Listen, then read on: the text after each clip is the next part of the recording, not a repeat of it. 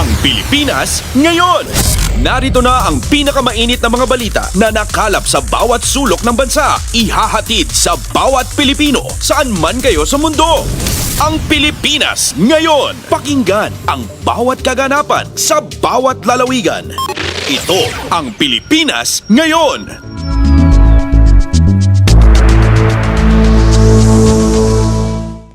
Magandang araw po sa ating mga tepakinig. Welcome po ulit sa ating programang Ang Pilipinas Ngayon.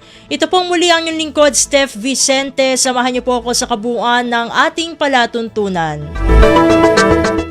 Tulad ng dati, mapakikinggan po ang ulat ng ating mga kapatid na himpilan sa probinsya, ang ating mga segmentong balitang negosyo at kalakalan, balitang sports at balitang artista, maging ang ilan sa mga pangunahing balita mula dito sa ating bansa. Yan po sa kabuuan ng ating palatuntunan, Ang Pilipinas Ngayon. Mga kaganapan sa Kamaynilaan at mga kalapit na lalawigan dito sa Ang Pilipinas Ngayon.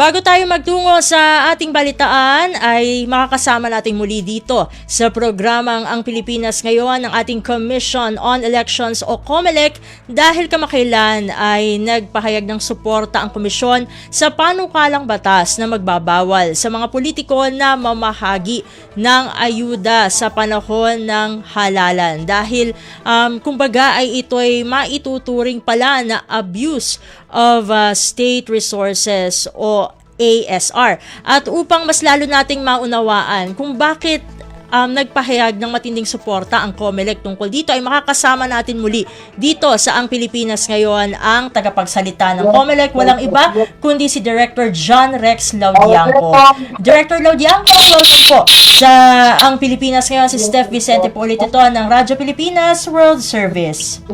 Magandang hapon po, Ma'am Steph, at sa lahat po na taga-subaybay ng Pilipinas Ngayon sa Radyo Pilipinas. Magandang hapon po. Magandang hapon po muli, Director Laudiangco.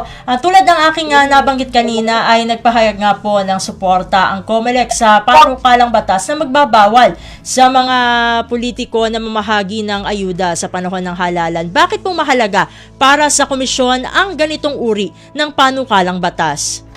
Tama po kayo dahil malinaw po sa Section 261A at B ng ating Omnibus Election Code na ang pagbibigay ng anumang bagay na may halaga, pera man, trabaho, posisyon, pangako ng prangkisa ay maaari pong maiturig na vote buying, pagbibenta ng boto, lalo na dahil kung ang magbibigay at panggagalingan ay isang kandidato o kaalyado ng kandidato dahil ang mangyayari po nito maiimpluwensyahan ang ating mga kababayan na bumoto para sa naturang kandidato o kaya wag bumoto sa isang partikular na kandidato. Yan po ang dahilan kung bakit kahit noon po wala pa naman itong panukalang batas, nauna na po ang COMELEC doon po sa ating mga resolusyon patungkol sa vote buying at vote selling na paglalaban natin, mahigpit na pinagbabawal po ang pagsama ng mga politiko at kandidato doon po sa ating pamimigay ng mga ayuda tulong. Director Laudiangco, nabanggit na rin po yung vote buying at kanina nasabi ko na rin po yung regarding sa abuse of state resources o ASR. Mga ano po bang klase ng pang-aabuso po sa state resources ang kumbaga ay nilalabanan ng ating Commission on Elections at bakit napakalaking issue ito tuwing panahon ng eleksyon? Tama po kayo kasi bukod nga po dun sa nauna natin pag-usapan, vote buying na nga yan, hindi pa natin napag-uusapan ang pinanggalingan po ng pera o isang bagay na may halaga. Ano man po kasing bagay na mahalaga ay matuturing yan na vote buying. Mas lalo pong masama ito kung ang panggagalingan po ay pera o kagamitan ng pamahalaan. Bakit ang lahat po ng ito, pera, kagamitan, ay binibili at ginagamit natin para sa ating mga mamayan mag-deliver ng serbisyo publiko. Ang mangyayari po kung gagamitin natin ito sa partikular na interes ng isang kandidato, parang inaari niya ang pag-aari ng gobyerno, dinedeprive ang iba nating kababayan dun sa tamang paggamit ng pera. Kaya nga po, ang turing ng COMELEC dito, talagang abuse of state resources. Marami-rami na po ang na-disqualify na kandidato ng COMELEC dahil napatunayan namin, dun isa po sa norte, gumamit ng printing press, gumamit ng tao ng pamahalaan sa pag-iimprenta ng kanyang mga tarpaulin, paggamit ng sasakyan ng pamahalaan at iba pa po. At sa kasalukuyang mga patakaran ng COMELEC, ipinagbabawal nga po yung pamamahagi ng ilang uri ng ayuda tulad ng AIX, MAIFIP at AKAP sa panahon ng eleksyon. Paano po ba gumagana itong restriction na ito? Una po sa lahat, ang pag-disburse po ng public funds within 45 days sa loob po ng halalan ay kailangang may prior na pahintulot at authorization mula sa Commission on Elections. Bakit? Ang punto po ng batas dito ay hindi na po dapat magamit ang salapi, ang gamit ng pamahalaan para po sa pangangampanya. Kaya dyan pa lamang po may prohibition na ng disbursement ng public funds. Ngayon po naunawaan natin kasi doon po sa ating batas pinapahintulutan po magkaroon ng exemption at ito po yung pinagpapaalam sa COMELEC. Ngunit ang isang condition po sa halalang ito, kahit nabigyan na ng exemption ng partikular na departamento o tanggapan ng pamahalaan, ngunit sa loob ng 10 araw, lalong-lalo na ang AIX, ang 4Ps, ang MAI at iba't iba pa, pati yung po tupad, bawal po talagang ipamigay sa loob ng 10 araw kahit pa nabigyan na namin ng exemption ng nauna. Director Laudianco, speaking of exemptions po, ano po ba yung mga karaniwan na ine-exempt from the restrictions po na ito? Malinaw po kasi sa ating batas din, doon sa nabanggit natin kanina sa Omnibus Election Code, ang exempted po dito at kailangan ihingi ng pahintulot para mapapayagan tumuloy, katulad ng mga public works. Kasi po ito yung nasimulan, hindi dapat mabimbing, ito yung kinakailangan at dapat magpatuloy. Isa pa, yung social services na tinatawag. Alam naman po natin, yung mga kababayan natin na nangangailangan ng tulong na talagang nakadepende po dyan. Kaya po ang batas natin mismo nagpapahintulot ng exemption, ngunit may mga kondisyon. At para nga po sa 2025 elections, marami-raming kondisyon po ang inilagay ng COMELEC. Kasama na nga po napag-usapan natin ang una na bawal ang presensya sa anumang uri, kahit nga po poster, kahit po anumang uri ng bagay na magkokonekta sa isang kandidato, bawal po yan doon sa pamimigay ng naturang mga ayuda.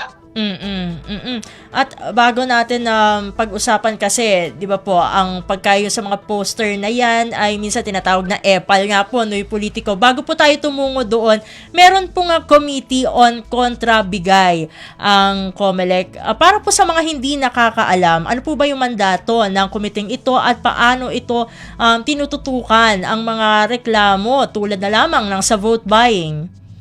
Ang Committee on Kontrabigay po ay hindi isang bagong creation ng COMELEC. In fact, nagsimula po ito sometime in 2016 patungo sa 2019. Task force pa lamang po ito dahil nakita natin talaga na magiging malaki ang kalaban ng COMELEC pagdating sa vote buying at vote selling. Dati nga po, unang kinontra ng COMELEC yung kasabihan na tanggapin ng pera, iboto ang nasa konsyensya, na sinasabi po natin ay maling-mali dahil ang pagbibenta ng boto at pagtanggap ng pera sa pagboto po dito ay mali at labag sa batas. Dahil po dito sa mga susunod na halalan noong 2022, pinalawig po yung Task Force Kontrabigay at naging isang ganap na committee na nga po nitong 2025. Ang kagandahan po dito ay mas naisama natin ang mas marami pong mga ahensya ng pamahalaan. Nandyan po ang law enforcement at security partners, pati nga po at ang mga Department of Justice, ang prosecutorial services natin. Yan po yung mga bagay na nagbigay ng buti po dito sa bagay nito dahil mas maraming nakasama ang COMELEC bukod pa doon sa mga bagay na dinagdagan nga po ang pagbabawal dito sa ating pong pagkakampanya. At yun nga po, tulad ng aking nabanggit kanina, yung mga patungkol na po sa mga tinatawag na EPAL, meron po nga inihain din na anti-EPAL bill na yun nga po, magbabawal sa mga politiko na makilahok sa pamahagi ng tulong ng ating pamahalaan. Ano po ang pananaw ng COMELEC sa ganito namang pong panukala? ay taos-puso po namin sinusuportahan ito. Anumang bagay po na makakatulong sa COMELEC na ipatupad ang mga existing election laws. Siguraduhing level ang playing field. Walang nakakalamang, walang gumagamit, umaabuso ng state resources at malabanan ng vote buying at vote selling at pag-iimpluwensya ng iba pa. Yan po ay taos-pusong at buong pusong susuportahan ng Commission on Elections. At para po sa marahil may mga nakikinig sa atin na mga politiko at opisyal ng gobyerno, ano po ang maaaring maging pananagutan kung mapatunayang lumabag sila sa mga patakaran laban sa vote buying at ASR? Although nabanggit nyo na kanina yung disqualification. Isang parte lamang po ang disqualification, Ma'am Steph, dahil po ang paglabag sa COMELEC resolution at patungkol nga po sa vote buying at vote selling ay isang election offense. Ang election offense po isang kasong kriminal. Ang parusa nito, bukod po doon sa nabanggit kong disqualification, meron pong pagkakakulong ng 1 hanggang 6 na taon, pagkakatanggal ng karapatang bumoto, at ito mas mabigat, perpetual disqualification to hold public office. Meaning, hindi lang sa na-disqualifika ka dito sa parat na sa halalang pinatutungkulan, kundi hindi ka napapahintulutang posisyon o uri. At ito na lamang po siguro no sa mga palapit na mga susunod na halalan, kasi meron pa tayo mga before the 2028 presidential elections, meron pang mga halalan na kumbaga naka-sandwich po, no. Ano po ang mensahe ng COMELEC sa publiko upang makatulong sa pagbabantay laban sa vote buying at pang-abuso sa state resources? Una po siguro, nais natin pabatid sa ating mga kababayan na ang pagtanggap ng pera, pagbibenta ng boto o pagpapayag na maganap ang vote buying sa ating sa harapan ay isang uri po ng paglapastangan sa ating napakamakapangyarihan at sagradong boto. Alam niyo po ba, bukod po dun sa legal na implikasyon, ang katotohanan po nito, babawiin po sa kaban ng bayan yung ginastos sa atin. Kaya po maaring may tumanggap dyan 1,000, maaring may tumanggap ng higit pa, pero baka 100 beses. Naputol ang ating komunikasyon with Director Laudianco. Syempre, mahalaga po no ang kanyang huling mensahe para sa ating mga kababayan, lalo na dun sa mga boboto sa mga susunod na halalan. Ayan, we're trying to call again Director Laudianco dahil mahalaga ang kanyang mensahe, kasi nabanggit na niya kanina no na syempre ang magiging kapalit kapag tinanggap kumbaga natin no yung mga yung kumbaga yung ipinang vote buying ay malaki no, kumbaga malaki din yung magiging balik nito no sa mga botante. And hold on lang dahil mahalaga no yung na marinig natin yung kabuuan ng kanyang panghuling mensahe. Ayan, hinihintay na lamang natin na kanyang masagot muli no ang ating ang tawag. Pero bago 'yan, just in case no na maputol na talaga ito, ay dadako muna tayo ulit no sa ating balitaan. Ayun, ayan. Director Laudianco, naputol tayo. Opo, go ahead po. Opo, sa ating po mga kababayan, bukod nga po dun sa sabi namin, babawiin sa atin baka mahigit 100, mahigit 1,000 beses. So sino rin po ang talo? Nanakawin din po sa kaban ng bayan ang pera na ibinigay sa atin. Walang magbibigay na tamang serbisyo at higit sa lahat yung pong nababalitaan natin ngayon, mga iba't ibang uri ng paglapastangan po sa mga proyekto na dapat at mga serbisyong dapat tinatanggap po natin. Ito po ay epekto ng pagpalaganap natin ng vote buying at vote selling. Kaya sa ating mga kababayan, patuloy po kaming nananawagan sa inyo. Tulungan niyo po ang Commission on Elections na labanan ito. Huwag po kayong mag-alala. Kung meron po kayong may bibigay sa aming impormasyon, ipinapangako po namin. Wala pong lalabas na inyong identity. Pananatilihin po namin sikreto ang lahat ng mga impormasyon binigay nyo, lalong-lalo niya inyong pagkakakilanlan. At mula po dun sa impormasyon na binigay nyo, COMELEC na po ang mag-iimbestiga, mangangalap ng ebidensya at magsasampa ng kaso at sisiguraduhin po na mapaparusahan ang mapapatunayan natin lumalabag dito. Kaya pumuli ang paghingi ng tulong ng Commission on Elections sa ating kababayan po laban sa vote buying at vote selling. And with that po, maraming salamat po muli Director Laudianco sa pagsama niyo po dito muli sa Ang Pilipinas Ngayon. Sa ulitin po, God bless po at mabuhay po kayo. Isang karangalan po, mabuhay and God bless po. At ating pong nakasama sa Ang Pilipinas Ngayon ang tagapagsalita ng Commission on Elections o COMELEC. Walang iba kundi si Director John Rex Laudianco. Tayo tutungo na sa ating balitaan. Sa mahalagang balita, Pangulong Ferdinand R. Marcos Jr. nanawagan ng demokratikong pakikibahagi sa Bangsamoro Autonomous Region in Muslim Mindanao o BARM sa harap ng nakatakdang halalan sa rehiyon. Ang detalye ng balita ihahatid sa atin ni Raquel Bayan. Malaki ang papel ng demokratikong partisipasyon sa paghubog ng magandang kinabukasan sa Bangsamoro Autonomous Region in Muslim Mindanao. Partikular na dito ayon kay Pangulong Ferdinand Marcos Jr. ay ang paglahok sa paparating na eleksyon sa pagdiriwang na ika-7 anibersaryo ng pagkakatatag ng BARMM. Binigyan din ng Pangulo na ito ay malaking pagkakataon upang marinig ang kanilang boses at mapaigting ang kanilang responsibilidad para sa isang makataong pamamahala. Hangadaan niya ng gobyerno na mapagtibay ang isang pamumunong nagsisilbi para sa sambayanan na ayon kay Pangulo Marcos ay magpapatibay rin sa demokrasya at pananagutan. Ayon sa Pangulo, dapat mangibabaw sa mga susunod na henerasyon ang uri ng pamamahala na nagtataguyod sa pananagutan, pakikilahok at sama-samang responsibilidad. Kung matatandaan na itatag ang BARMM bilang kapalit ng dating Autonomous Region in Muslim Mindanao sa pamamagitan ng Bangsamoro Organic Law o ang Republic Act No. 11054 na naisabatas noong 2018. It marks an important chapter in our nation's history, not just the history of Muslim Mindanao, but of the entire Republic of the Philippines. It is a landmark in our fight to achieve genuine progress and unity. It is proof that sacrifice, dialogue, and unity are the keys to lasting peace. Peace is the vital foundation for progress. It is our shared responsibility to harness peace to further develop the region. Mula sa Malacanang para sa Bagong Pilipinas, Raquel Bayan ng Radyo Pilipinas, Radyo Publiko. Pasada ng mga balita mula sa Pilipinas para sa mga Pilipino saan man sa mundo. Ang Pilipinas Ngayon.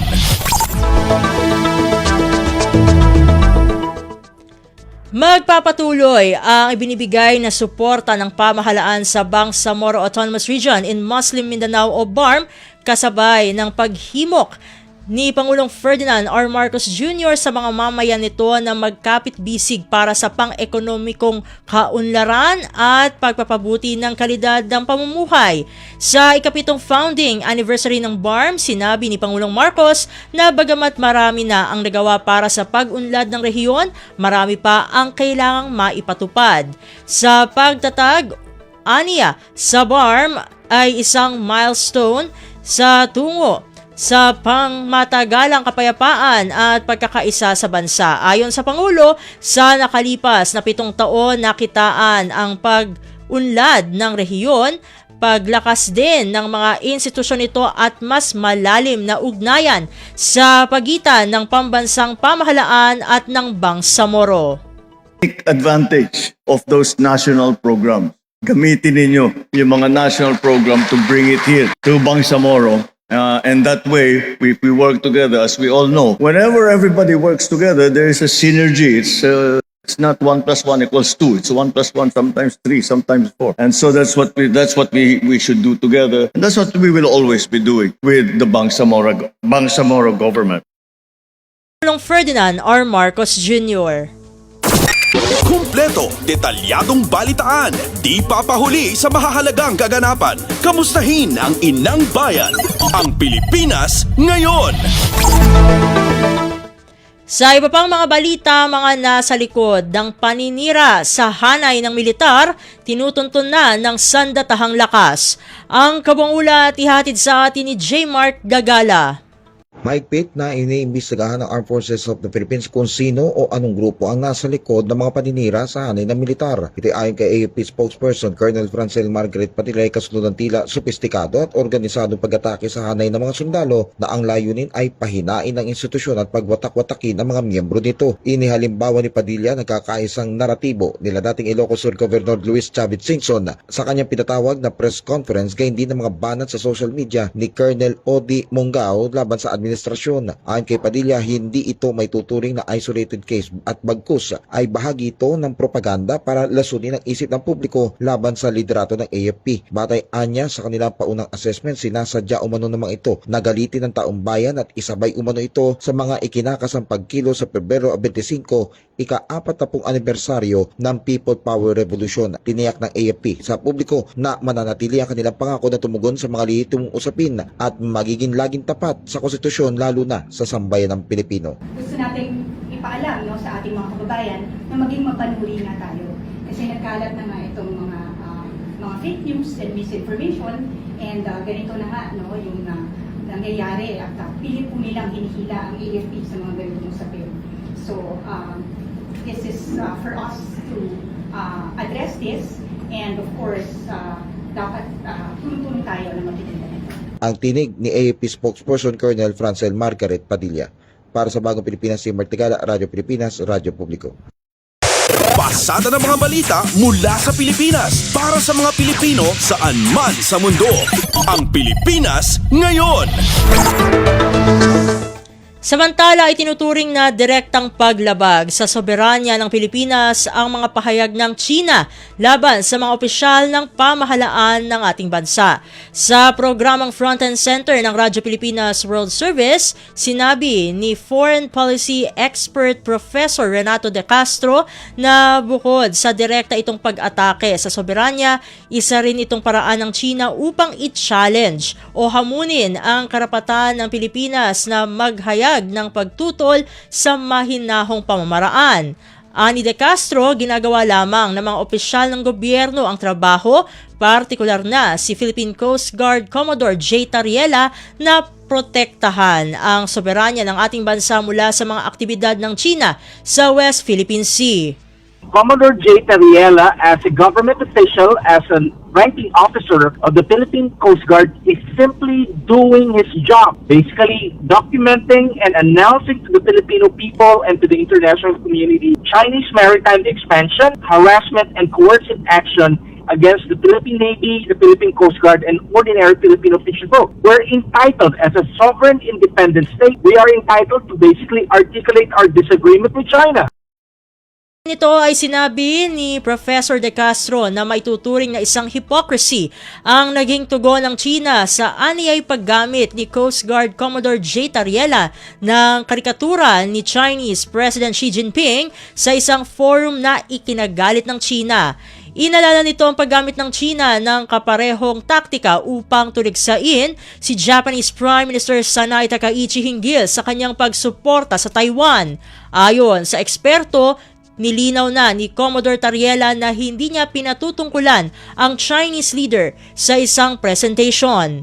First of all, according to Commodore J. Tariela, you have those caricature there, but he never said that he was referring to President Xi Jinping. Simply, the Chinese foreign ministry is simply showing how hypocritical they are. Ito ang bahagi ng pahayag kay Foreign Policy Expert Professor Renato De Castro. Kumpleto, detalyadong balitaan, di papahuli sa mahahalagang kaganapan. Kamustahin ang inang bayan, ang Pilipinas ngayon. Sa iba pang mga balita, posibleng isagawa sa susunod na linggo ang donning of rank ni Acting Philippine National Police o PNP Chief Police Lieutenant General Jose Melencio Nartates Jr. Sa isang panayam, sinabi ni Interior and Local Government Secretary John Vic Remulla na wala pang tiyak na schedule mula kay Pangulong Ferdinand R. Marcos Jr. dahil siya mismo ang magsasagawa ng donning kasabay ng formal na turnover. Kinumpirma rin ni Remulla na naghain na ng optional retirement si dating PNP Chief Nicolas Torre III. Ayon kay Remulla, iimbitahan din si former PNP Chief Torre para sa formal na handover ng watawat kay Nartates. I-invite namin si General Torre na mag-handover ng flag kay General Nartates. We want to clear the air. Gusto namin yung buong police force unified. Gusto namin ng PNP, PNPA at saka PMA, bumalik ang relations nila. Gusto namin yung isa na lang ang hanay dito. And higit sa lahat, dapat pakita natin na stable ang police force. Interior and Local Government Secretary John Vic Remulla. Pasada ng mga balita mula sa Pilipinas para sa mga Pilipino saan man sa mundo. Ang Pilipinas ngayon. Samantala, kinumpirma ni Department of the Interior and Local Government o DILG Secretary John Vic Remulla na may surrender feelers nang ipinadala si dating Ako Bicol Party List Representative Zaldico. Sa isang pulong balitaan, sinabi ni Remulla na idinaan ni Ko ang kanyang pagnanais na sumuko sa pamagitan ng mga pari na kanyang personal na kakilala. Gayunpaman, sinabi ni Remulla na ayaw niyang panghawakan ang mga naturang impormasyon lalo't kailangan pang sumailalim ito sa verifikasyon. Pero gayunpaman, sinabi ng kalihim na sineseryoso ng pamahalaan ang anumang pahiwatig ng pakikipag-usap ng dating kongresista. Meron na siyang feelers na through sa mga ibang pare na kilala niya. So, mga pare na kilala niya. Not exactly, parang nagpapakonect na gustong ng dialogue sa amin. So, pero of course, that's not verified. Parang nagsabi pa lang, sinabi ng kaibigan na pinaparating. So, siyempre we take them seriously. Yung gusto makapag-dialogue, kakausapin namin yan. DILG Secretary John Vic Remulla. Pasada ng mga balita mula sa Pilipinas para sa mga Pilipino saan man sa mundo. Ang Pilipinas ngayon. Sa iba pang mga balita, dapat mabigyang pansin ng Department of Information and Communications Technology o DICT ang kabuuan ng social media platform na X, hindi lamang ang artificial intelligence tool nito na Grok. Ito ang paninindigan ng digital advocacy group na Digital Pinoys sa gitna ng mga issue ukol sa kakayahan ng Grok na lumikha ng mga sexually explicit at non-consensual AI-generated images. Ayon kay Digital Pinoy's National Campaigner Ronald Gustilo, kahit mga verified users ng X ay nakapagpapalaganap pa rin ng fake news at pornographic materials na taliwas sa dating mas konserbatibong sistema ng naturang social media platform na kilala noon bilang Twitter.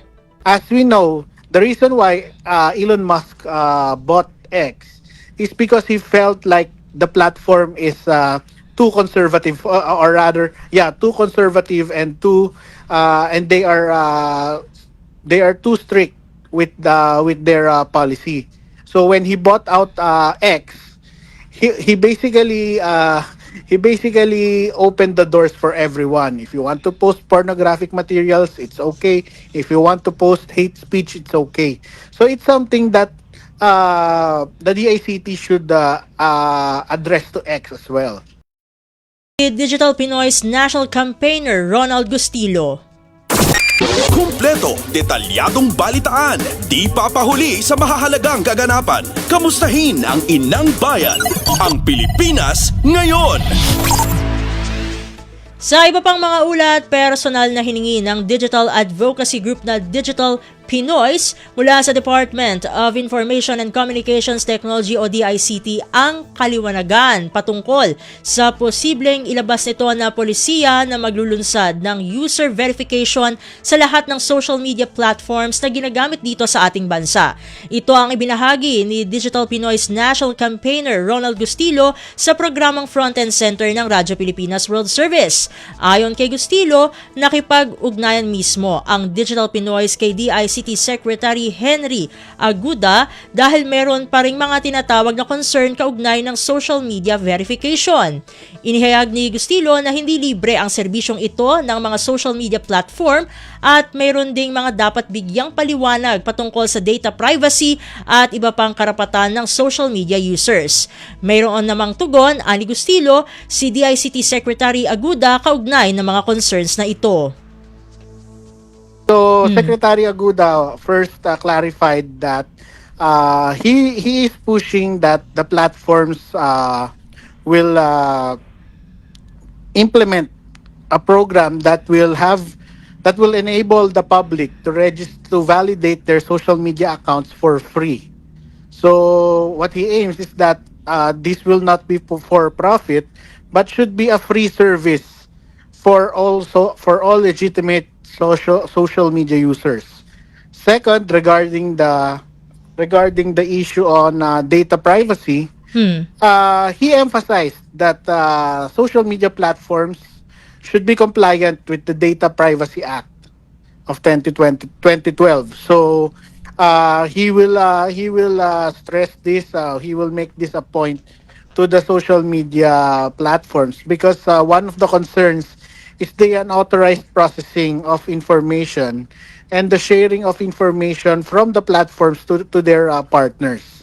And lastly, regarding the civil liberties issue, he mentioned that he will consider that it could be used for profiling, and that he will ensure that the policy will address the concern regarding profiling and unintended or intended or unintended surveillance through our social media platforms, or rather social media accounts. Digital Pinoy's national campaigner Ronald Gustilo. Kumpleto, detalyadong balitaan, di papahuli sa mahahalagang kaganapan. Kamustahin ang inang bayan, ang Pilipinas ngayon. Samantala, naniniwala ang digital advocacy group na Digital Pinoy's na parehong dapat protektahan ang data privacy at civil liberties ng social media users sa gitna ng posibleng pagpapatupad ng user verification sa lahat ng social media platforms dito sa Pilipinas.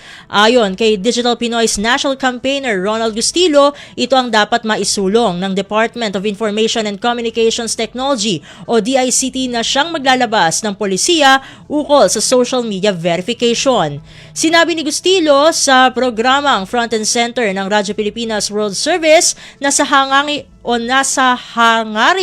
maprotektahan ang ating mga kababayan kontra cybercrimes, dapat ay matukoy din ng DICT kung ano ang mga tamang pahayag o hindi sa mga nakapaskil sa online platforms.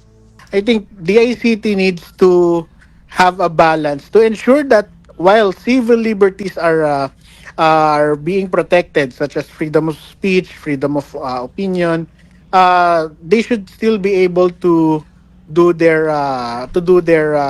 mandate, to exercise their mandate, because we understand that the current DICT leadership wants to also address online harassment, online bullying, and other online other crimes perpetrated online. So they have to recognize which is legitimate free speech and which are harmful speech, including, and that includes fake news, misinformation, and disinformation.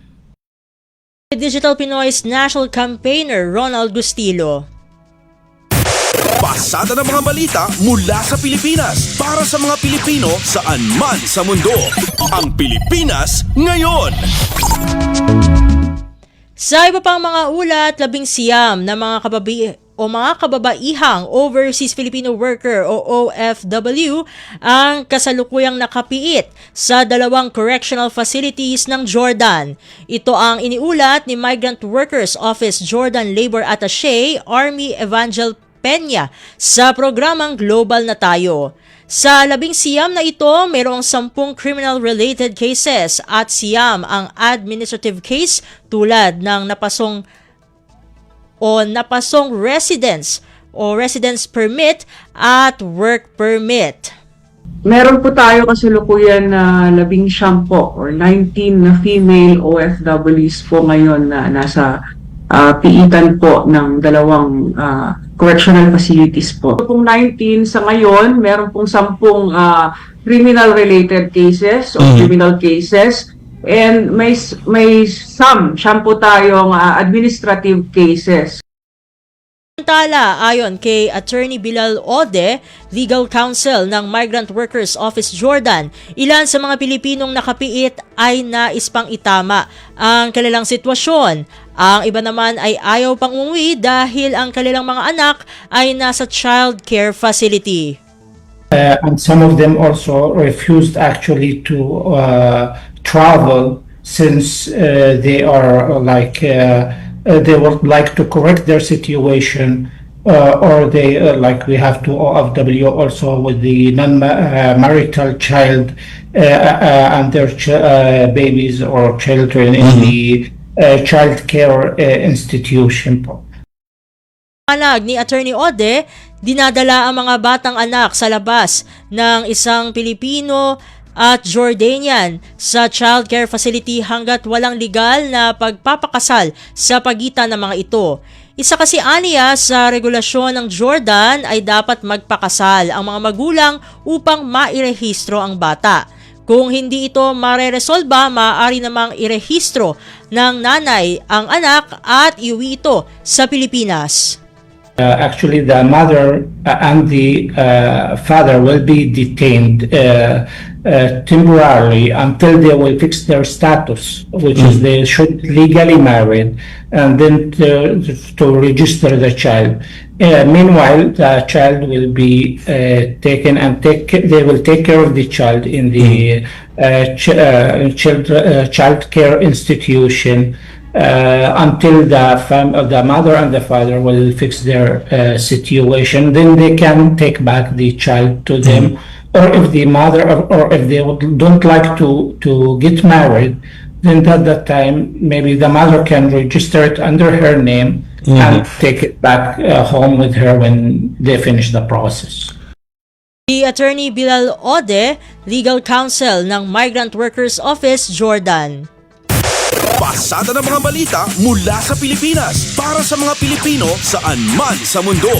Ang Pilipinas ngayon. Samantala, 6 na mga overseas Filipino worker o OFW na nakapiit sa Jordan ang handa ng iuwi sa Pilipinas. Kinumpirma ito ni Migrant Workers Office Jordan Labor Attaché Army Evangel Peña sa panayam ng Radyo Pilipinas World Service. Inaayos na ang tiket ng 3 habang ang 3 naman ay hindi muna pumayag na umalis sa Jordan. Itong 3 OFWs na nakadetain at ayaw umuwi ay inaasahang makuha pa ang kanilang mga anak na nasa child care facility. Actually, meron tayong 3 ngayon na ready to be repatriated, but they refuse to go home. So currently they are detained because they refuse to go home. Just to give you an idea po, no, ayaw nila pong umuwi kasi hinihintay po nila na sana po ay makuha din nila ang kanilang anak sa orphanage po. Last August, nagpunta dito si Secretary Hans Kakdak at talagang ginawa po namin lahat, kasama po si Ambassador Wilfredo C. Santos. May mga pamamaraan, ngunit dadaan tayo sa butas ng karayom. Pero patuloy naman po na pinagdadasal natin kapag tuwing binibisita natin na sana'y maayos para po ay sila'y makumbinsing umuwi na. 6 po yung ready umuwi, yung 3 inaayos na po ang ticket ni well-off, yung 3 po yung nag-refuse to travel.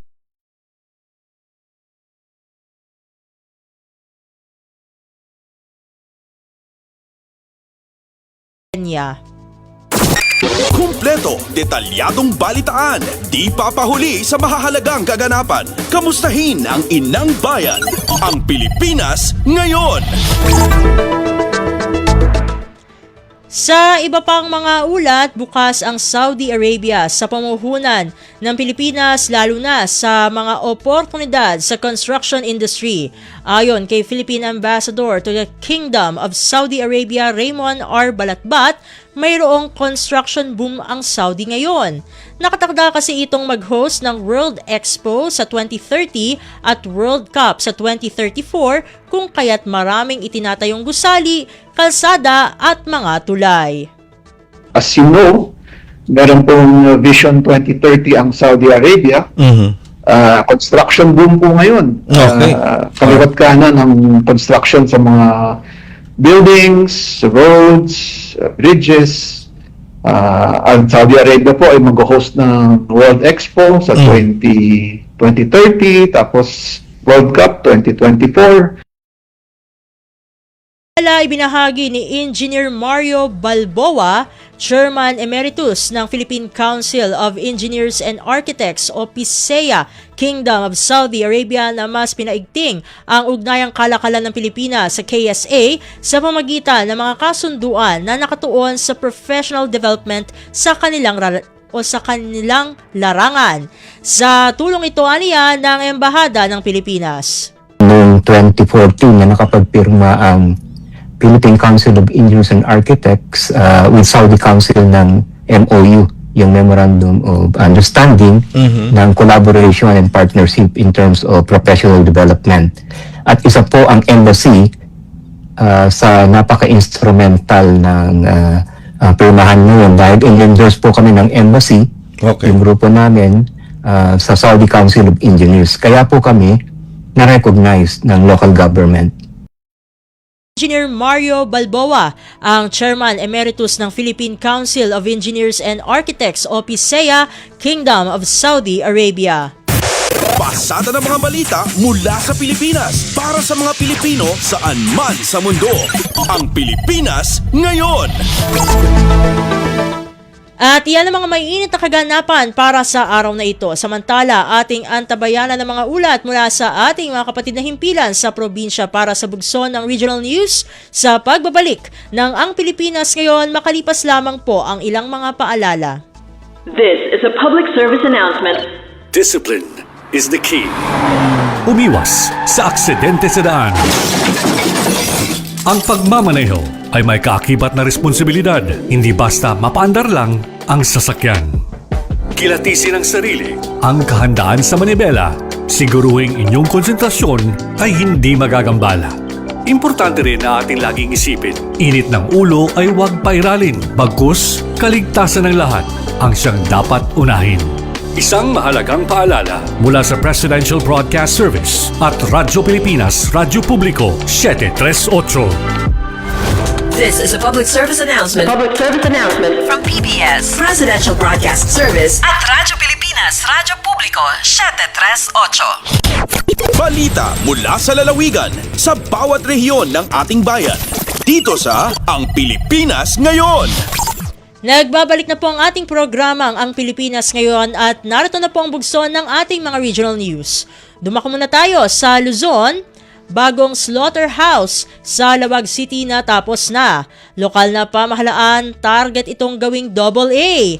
Ang kabangulat ihahatid sa atin ni Jude Pitpitan mula sa Lawag. Saan na nakas dati at tidatara, ti pagpartyan na kiti partidor, kada kiti baboy kan baka, iti slaughterhouse dito Syudad Tilawag. Napan nga rin inspeksyon ni Mayor James Brian Alcid, tinasao nga pasilidad, ket makita nga adda kan na establisaren, dagiti pagiparabawan, pagiwaan kan pakaibitinan, dagiti karne, kan da dumapairamit. Ti inspeksyon ket tapno makita pay, dagiti masapsapol ti slaughterhouse, sakbay daytoy nga agoperar. Namuan at ipondo anay latang ditoy ket agarop 46 million pesos kan kabailan na tagparti tagarop 2 gasot aging ganat 3 gasot a baboy. Imonan ngayon baga ti mayor at itarget da ket mapagbalin a AA category tinasao nga slaughterhouse. Mani po dito Syudad Tilawag, Jude Pitpitan para iti Radyo Pilipinas World Service.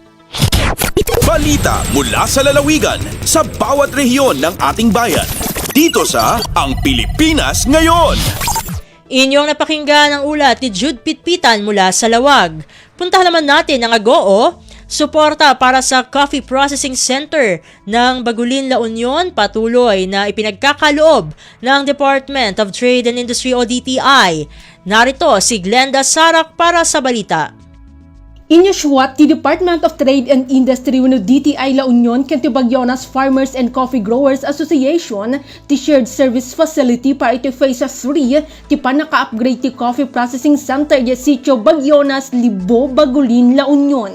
Sigon iti DTI La Union, manamnama ang makatulong ti proyekto tapno mapasaya at ti panagproseso iti kape, baba ni ti kabarbaro a coffee roasting machine iti Bagyonas Coffee Processing Center.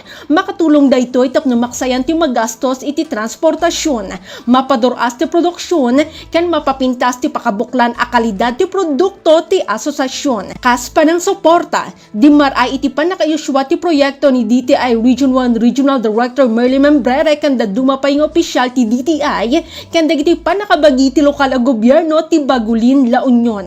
Naglapas ti aktibidad baban iti panakaperma ti use of rock agreement iti nagbaatan ti DTI ken Bagyonas Farmers and Coffee Growers Association. Manipod Agoo, La Union, Glenda Bakungan, Sarak para iti Radyo Pilipinas World Service. Balita mula sa lalawigan sa bawat rehiyon ng ating bayan. Dito sa Ang Pilipinas Ngayon. Inyong napakinggan ang ulat ni Glenda Sarak mula sa Agoo. Dakoy naman natin ang rehiyon ng Kabisayaan, DTI Eastern Samar na mahagi ng livelihood kits sa maliliit na negosyo sa Balangkayan. Ang detalye ng balita ihatid sa atin ni Daisy Belizar mula sa Borongan. Mas ginpakasugpan suporta para mga micro-entrepreneur habungtuhan Balangkayan katapos pangunahan ni Vice Mayor Edith Ann Contado ang distribution ng livelihood starter kits. Iniinhailarom ang programa ng Department of Trade and Industry nga negosyo serbisyo sa barangay kon NSB. Laki pa mga ipinanhatag ang mga sari-sari store packages, sewing kits, kagamitan na pagtanom, ngan sugad man mga gamit para sa mga karinderiya, ngan fried chicken venture.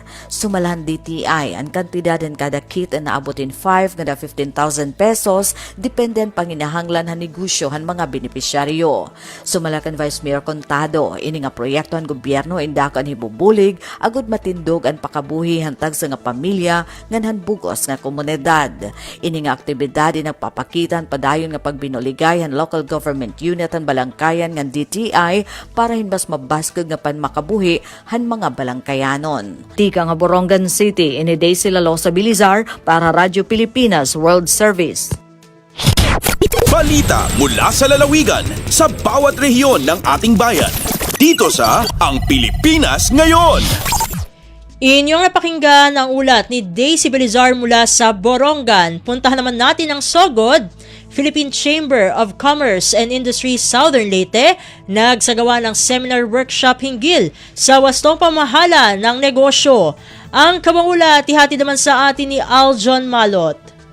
Sa tinguha nga mapalambo ang kahibawas sa mga lokal nga negosyante, nagpahigay og seminar workshop ang Philippine Chamber of Commerce and Industry kun PCCI Southern Leyte sa Southern Leyte State University kun Asalasiw Hinunangan Campus. Nakatambayayong sa PCCI Southern Leyte ang nagkadayang ahensya sa gobyerno nga naglakip sa Department of Trade and Industry, Securities and Exchange Commission, Bureau of Internal Revenue, Pag-ibig, Philippine Statistics Authority ug uban pa. Gitaho nga tumong sa kalihukan nga mahatagan og lig-on nga pundasyon ang mga partisipante mahitungod sa hustong pamaagi sa pagrehistro sa negosyo, pagsunod sa mga regulasyon ug pag-ilas sa mga insentibo ug suporta nga programa sa gobyerno. Gilauman nga nasabtan sa mga nitambong ang praktikal nga mga lakang aron malikayan ang mga sayop sa pagdumala sa negosyo ug mapaligon ang operasyon ni ini subay sa balaod. Gikan sa Sugod Southern Leyte, Aljon Malot para sa Radyo Pilipinas World Service. Balita mula sa lalawigan sa bawat rehiyon ng ating bayan. Dito sa Ang Pilipinas Ngayon. Inyong napakinggan ang ulat ni Aljon Malot mula sa Sogod. Dumako naman tayo sa Mindanao.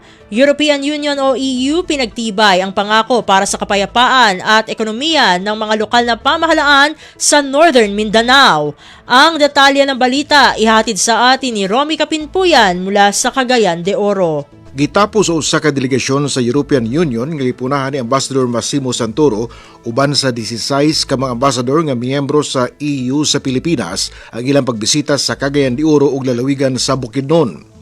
Kini nga pagbisita nagpalig-on alang sa kalinaw, sustainable economic growth o climate change resilience. Nasayran yung kalampusan sa EU-German funded project alang sa pagpalig-on sa implementation sa regional and local peace and development agenda sa Mindanao nga nag-integrate sa climate-smart agriculture sa peace building nga nagpalambo usab sa sustainable coffee production sa Bukidnon. Pagpalambo sa free trade agreement negotiation sa ikalawang round sa EU-Philippines negotiations nga nakatakda sa unang bahin sa Marso ning tuiga nga nagtumong sa pagdala sa European innovation sa mga lokal nga industriya. Giatagan usab og gibuhaton sa mission ang nature-based solutions o disaster risk reduction aron protektahan ang agrikultura batok sa climate change. Gikan sa Cagayan de Oro, Romy Kapinpuyan para sa Radyo Pilipinas World Service. Balita mula sa lalawigan sa bawat rehiyon ng ating bayan. Dito sa Ang Pilipinas Ngayon. Inyong napakinggan ang ulat ni Romy Kapinpuyan mula sa Cagayan de Oro. Pumunta naman tayo sa Zamboanga. Philippine Red Cross nakibahagi sa Ligtas Tigdas campaign ng DOH sa Zamboanga City. Narito si Shirley Espino para sa balita.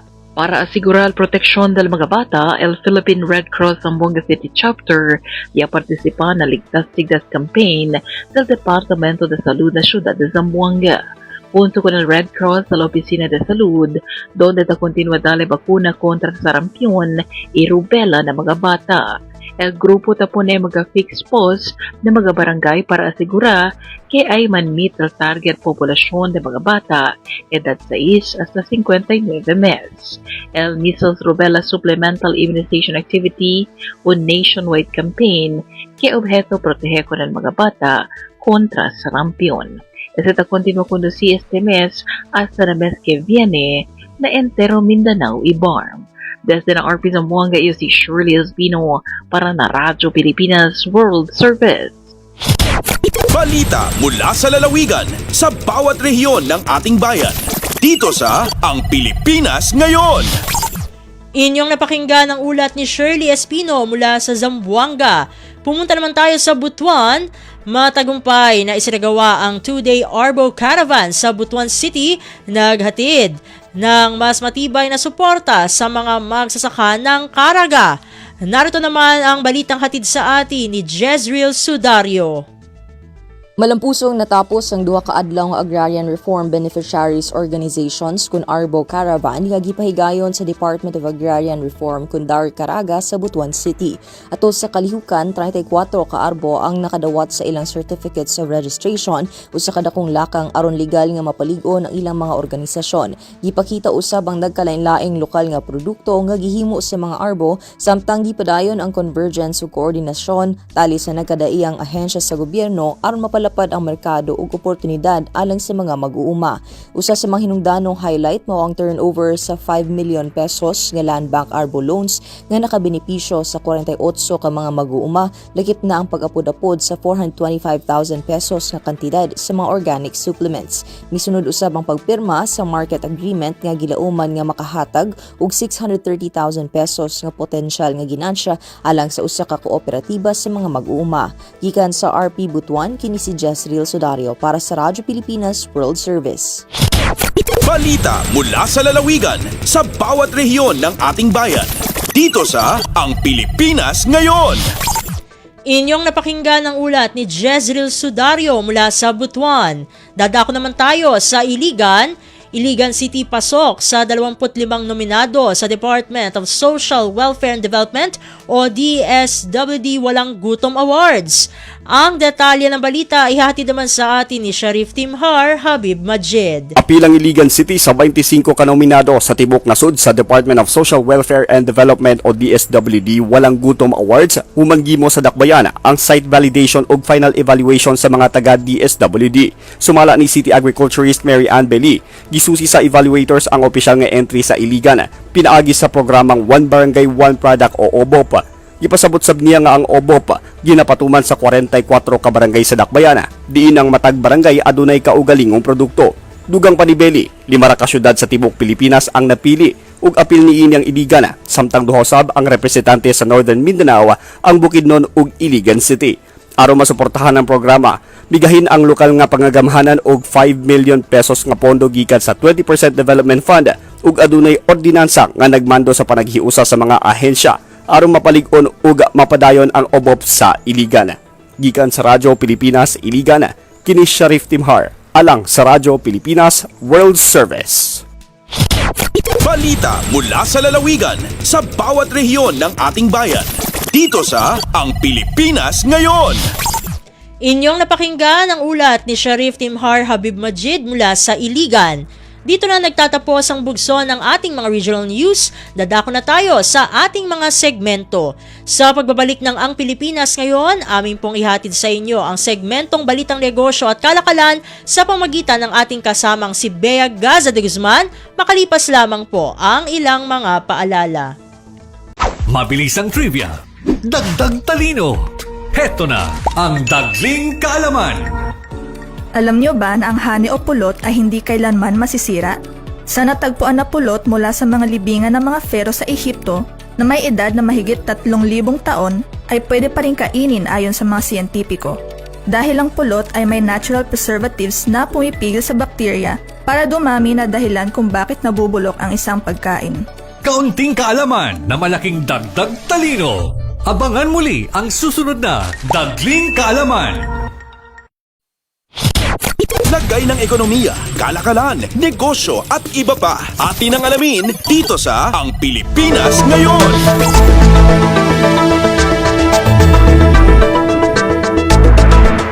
Nagbabalik po ang programang Ang Pilipinas Ngayon. Narito na po ang ating balitang negosyo at kalakalan.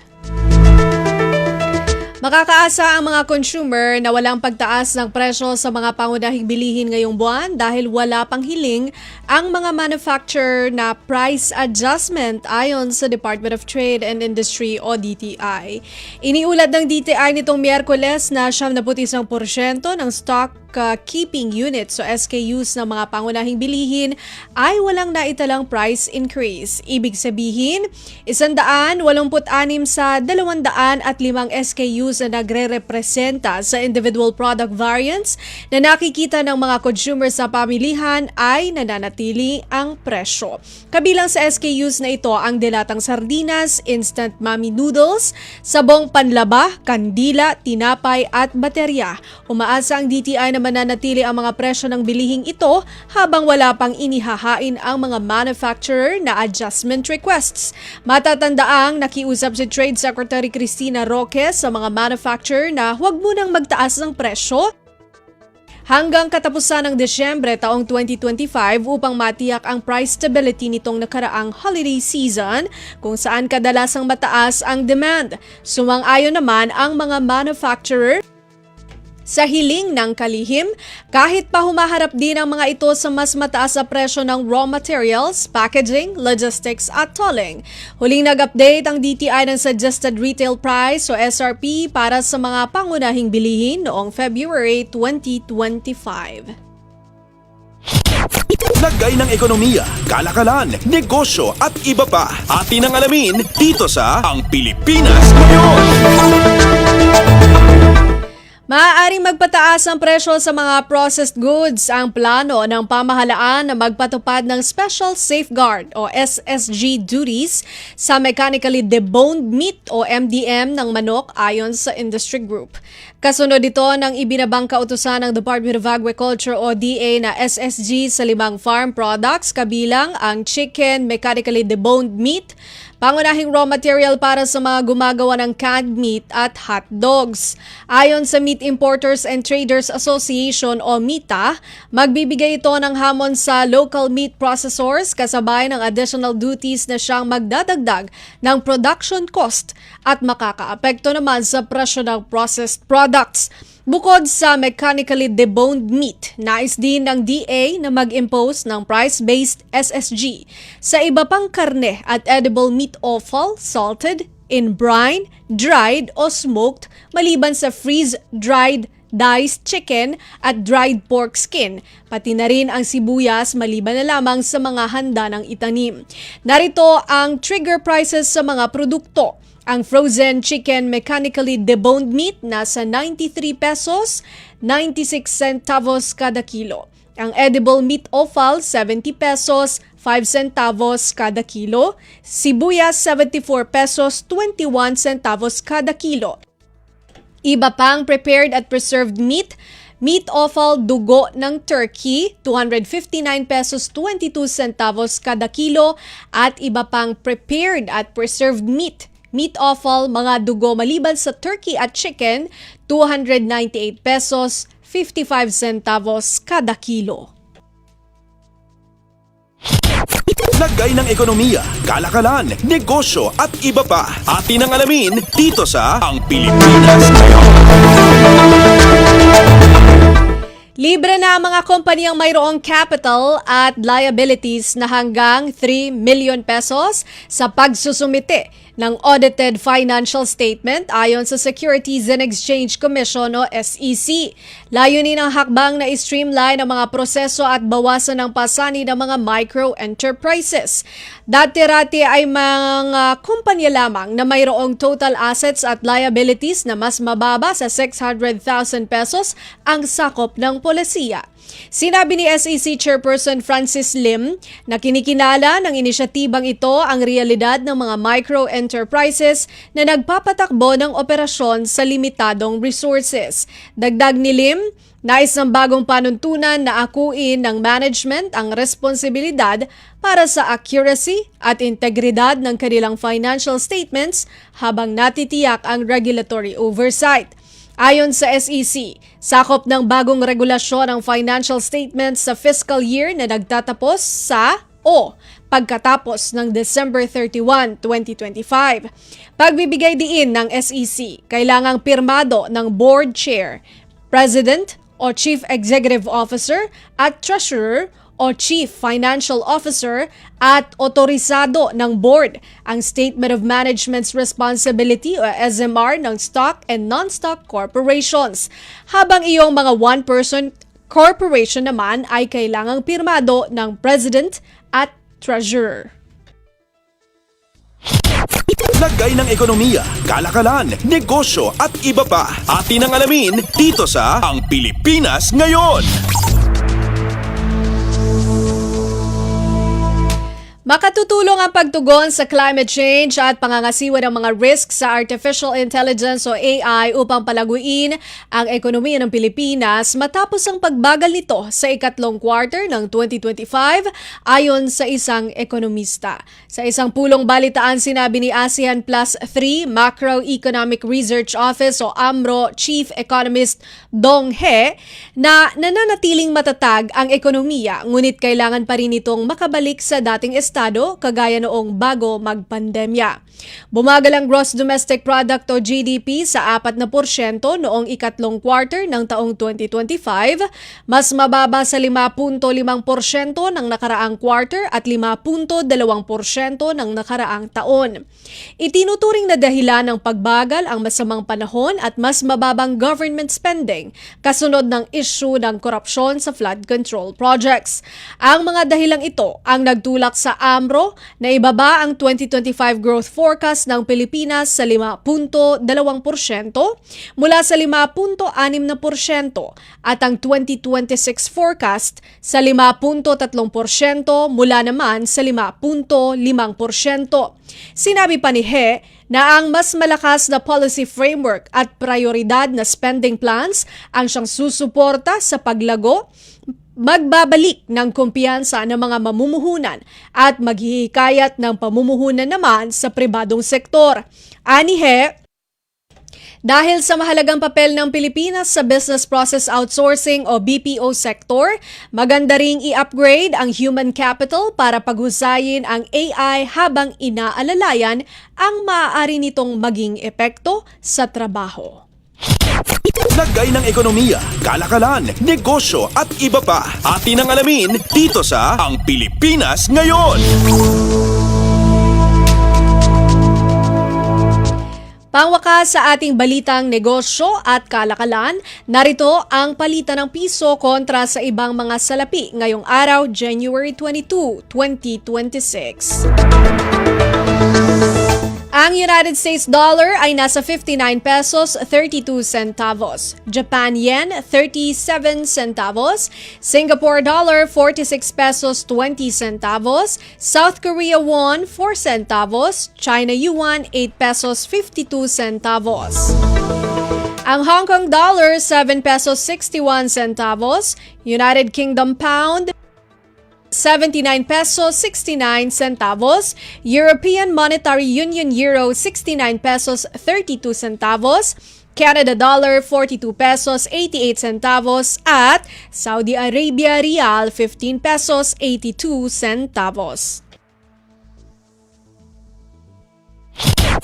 lagay ng ekonomiya, kalakalan, negosyo at iba pa. Atin ang alamin dito sa Ang Pilipinas Ngayon.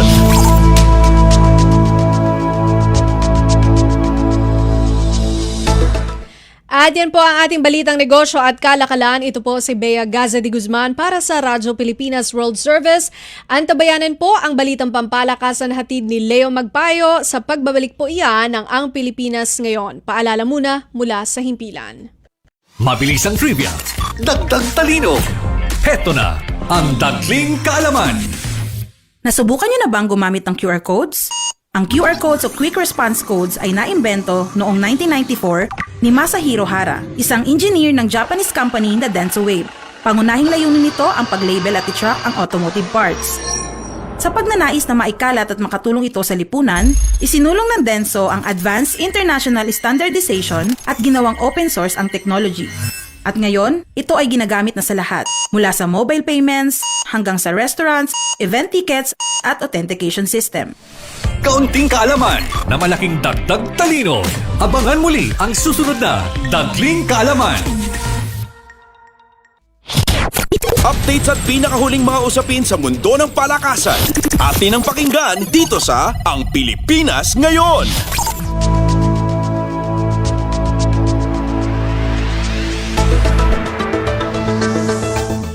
At nagbabalik po ang ating programang Ang Pilipinas Ngayon. Samantala, narito naman po ang sports balita. Nagpasiklab ang Token Tech sa pagbubukas ng PBA Philippine Cup Finals kung saan nakakapit sa paghahabol ng San Miguel sa dulo at kunin pa rin ang 96-91 panalo sa Game 1 ng Best of 7 Series Miyerkules ng gabi sa Inares Center sa Antipolo. Umabot sa 19 na puntos ang kalamangan ng tropang 5G matapos ang dominanteng unang half pero bumalikwas ang Beermen sa dulo at naibaba pa sa isa ang kalamangan. Ngunit nananatiling kalmado si Jordan Heading at tinapos ang laro sa 4 na clutch free throws para selyuhan ang panalo ng TNT.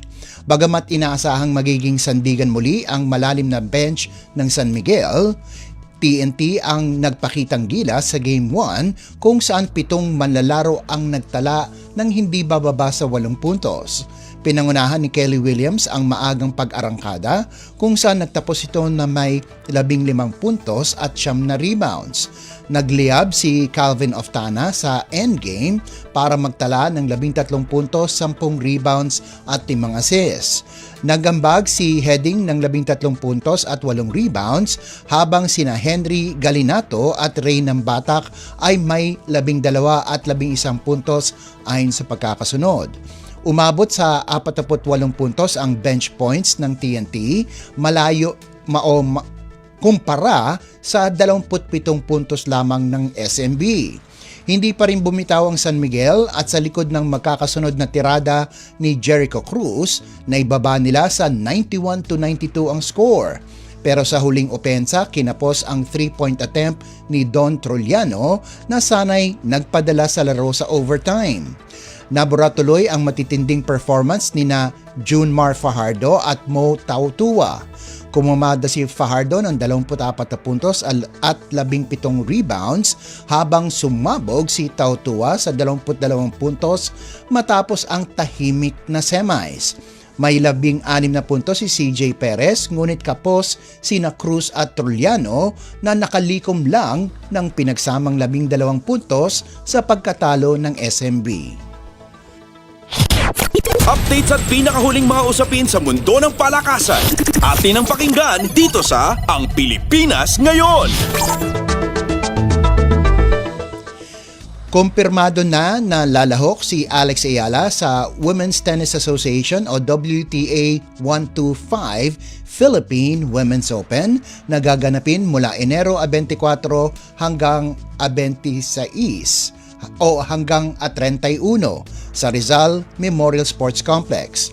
Inanunsyo ito matapos dumating si Ayala sa Maynila nitong Miyerkules pagkaraan ang kanyang kampanya sa Australian Open. Si Ayala, kasalukuyang world number 49, ay isa sa mga nabigyan ng wildcard entry sa unang WTA 125 tournament na idaraaw sa bansa kasama ang rising star na si Tenny Madis. Sa Melbourne, nabigo si Ayala sa unang round ng singles kontra Alicia Parks, 6-0, 3-6 at 2-6, at natalo rin sa doubles kasama ang Brazilian partner na si Ingrid Martins laban kina Magda Linette at Chuko Aoyama, 6-7, 6-2 at 3-6. Kumpirmado ring sasabak sa torneo ang 2024 Paris Olympics silver medalist na si Donna Vekic ng Croatia na magdadagdag ng star power sa kompetisyon. Kabilang din ang ilan pang top 100 players katulad ni na world number 42 Tatiana Maria ng Germany, number 46 Wang Xinyu, number 63 Solana Sierra ng Argentina, number 84 Camila Osorio ng Colombia at number 86 Lulu Sun ng New Zealand. Updates at pinakahuling mga usapin sa mundo ng palakasan.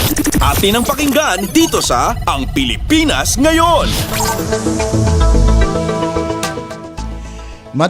Matagumpay na binuksan ng mga Filipino pool legends ang WNT Legends event matapos magtala ng 2 panalo sa unang araw ng kompetisyon sa Gateway Mall 2 Quantum Skyview sa Quezon City nitong Miyerkules.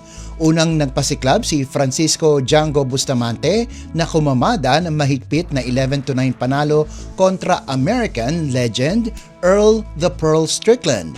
Maagang nagkaroon ng kalamangan si Bustamante, ngunit bumawi si Strickland at tinablang score sa 4-all.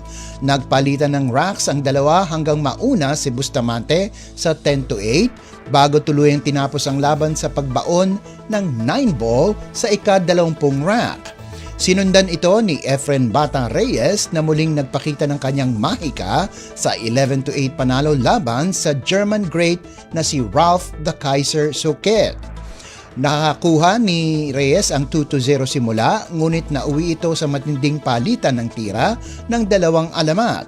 Sa rack number 14, parehong 2 beses pumalya sina Reyes at Suket bago nagpakitang gilas ang Filipino icon para kunin ang 8-6 na abante.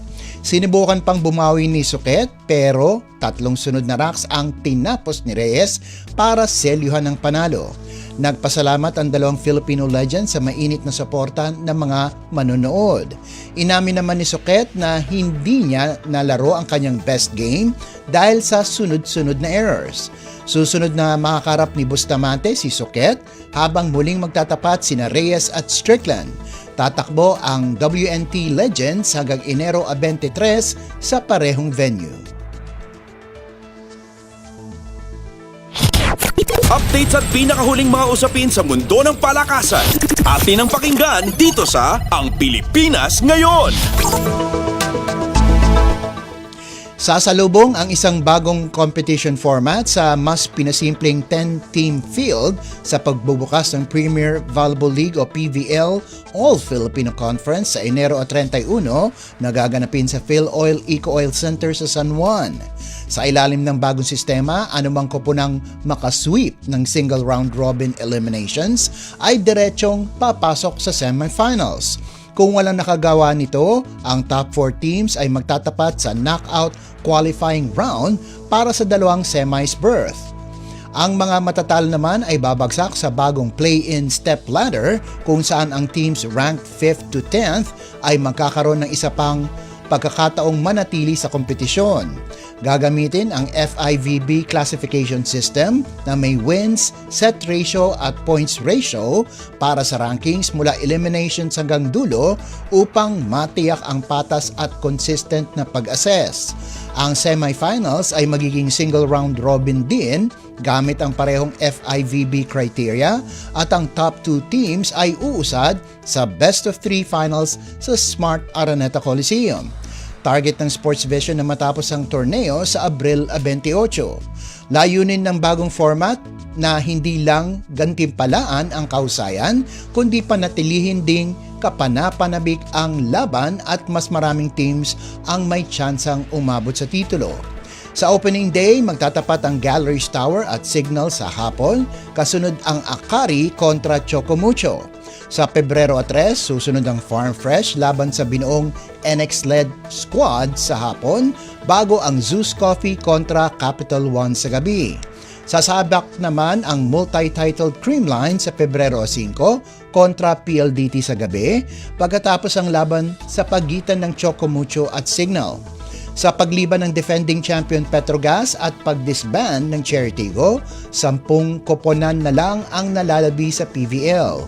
Ngunit sa halip na humina ang kompetisyon, mas kumalat ang talento sa liga, isang senyales na mas magiging pantay at mas matindi ang labanan ngayong conference. Updates at pinakahuling mga usapin sa mundo ng palakasan. Atin ang pakinggan dito sa Ang Pilipinas Ngayon.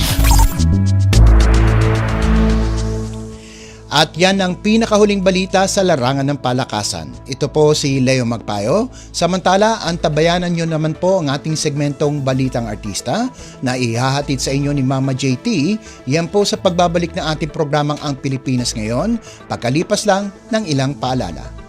Mas pinadali na ang government transactions sa tulong ng eGov.ph Super App. Pwedeng-pwede mo nang magawa ang lahat ng ito. I-download ang eGov app sa iyong smartphone o tablet mula sa App Store o Google Play Store. Pagkatapos, ilagay ang iyong mobile number at i-authenticate gamit ang one-time PIN o OTP para marehistro ang iyong account. Saka ilagay ang iyong mga pangunahing impormasyon at kumpletuhin ang facial recognition technology para sa verifikasyon ng iyong pagkakakilanlan. Para sa mas mabilis at mas maayos na serbisyong panggobyerno, gamitin na ang eGov.ph Super App.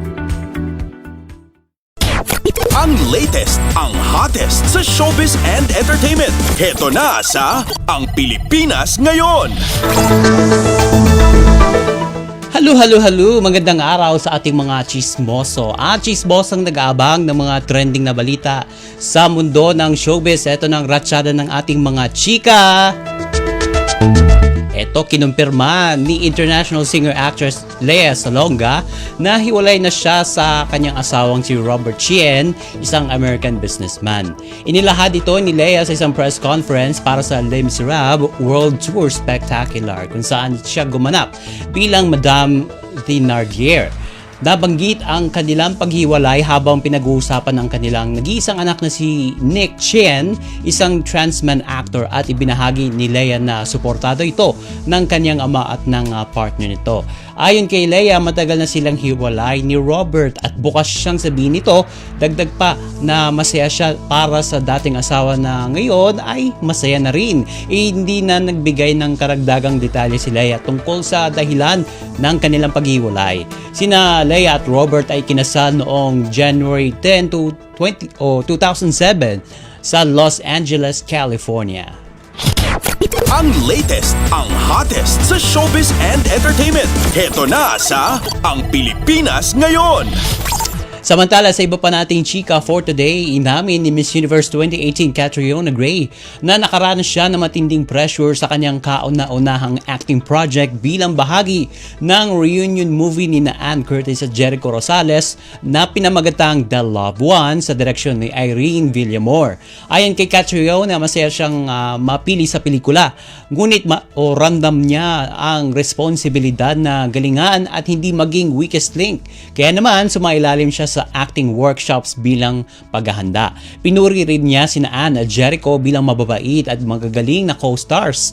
Sa official trailer ng pelikula ay pinakita ang ilang eksena ni Catriona na ikinatuwa ng kanyang mga fans, pati na ang muling pagkikita at mga romantic na tagpo ng mga karakter ni Ann at Jericho.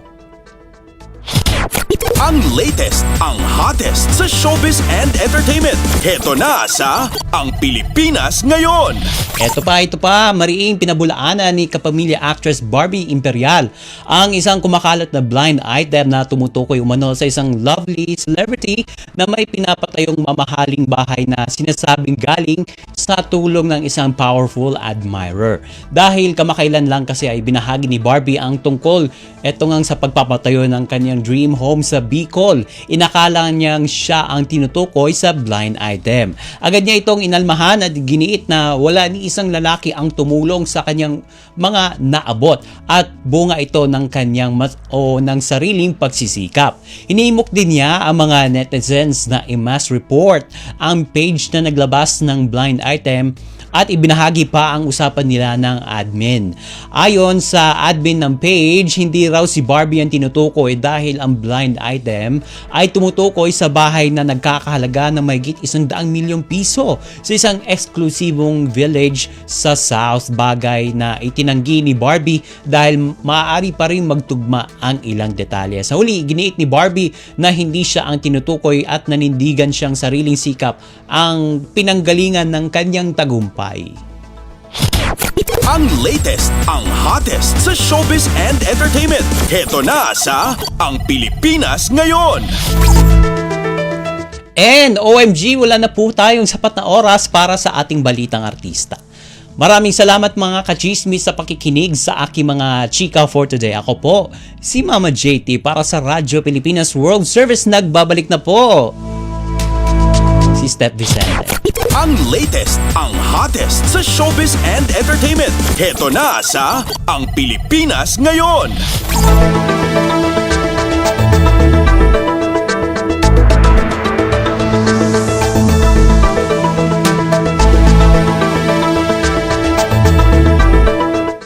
At inyo pong napakinggan ang ating segmentong Balitang Artista para sa araw na ito. Samantala, magpapasalamat na tayo sa ating mga kasama sa studio na sina Milo Jonella, Susan Aison, Hiro Lucero, Justin Ocias at Anthony Pimentel. Salamat din sa ating executive producer para sa araw na ito na si Jerome Toledo. Salamat din sa mga naghatid ng mga ulat mula sa Kamaynilaan at mga probinsya, maging sa mga naghatid sa atin ng segmentong Balitang Negosyo at Kalakalan na si Bear Gaza de Guzman, ng segmentong Balitang Sports na si Leo Magpayo at ng segmentong Balitang Artista na si Mama JT. Syempre, maraming salamat din sa ating station manager na si Mr. Ray Sampang. Maraming salamat po hanggang sa susunod na edisyon ng ating palatuntunan. Huwag kalimutang mag-like, mag-follow at mag-subscribe na sa mga social media account ng Radyo Pilipinas World Service upang maging laging updated sa mga mahalagang balita. Syempre, patuloy ding sumabaybay sa pamagitan ng ating Evox PBS Receiver app at sa ating shortwave radio. Ito pong muli ang inyong lingkod, Steph Vicente. Mabuhay po tayong mga Pilipino. At yan ang Pilipinas Ngayon. Muling samahan sa parehong oras at alamin ang pinakahuling mga kaganapan at balita saan man kayo naroon. Ang Pilipinas Ngayon.